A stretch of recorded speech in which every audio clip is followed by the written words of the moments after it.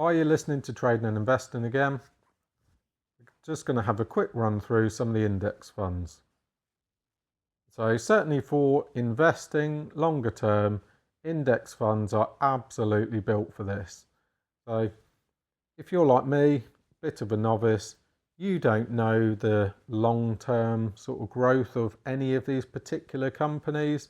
It's nice to think that one is going to be here in 20 years' time. You've seen the growth, but ultimately, what do we know?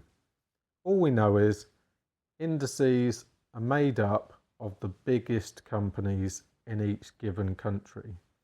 So you've got the S&P 500, the 500 biggest in America at any one time. The NASDAQ is 100 companies, fairly tech heavy. You should have heard of like the FTSE 100, FTSE 250.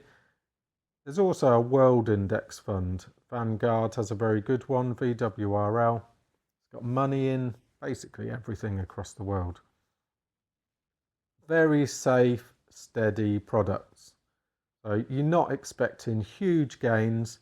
However, with inflation the way it has been in the last few years, actually the index funds have made some quite good ground.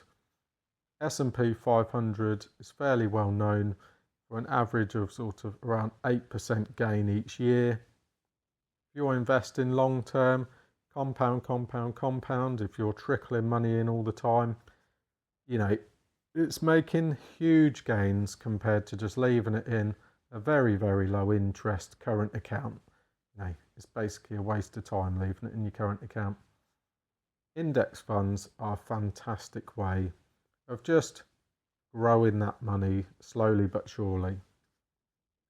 One of the lowest risk products. Everything comes with a risk, but ultimately much lower risk than putting it into an individual company, an individual commodity, or basically something that you don't know the long-term outcome.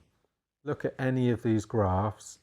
Over the long term, they all are on an upward trajectory. Countries print money like it's going out of fashion. That feeds its way back into the markets. The graphs move up. You look at these graphs, and yes, every time there's a huge financial crash, a big issue like COVID, market comes tumbling down. But then look back a few years later, it's climbing back up.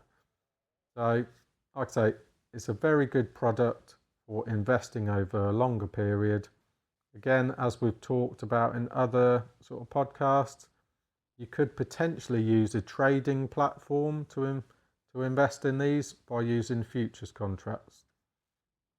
I hope this helps.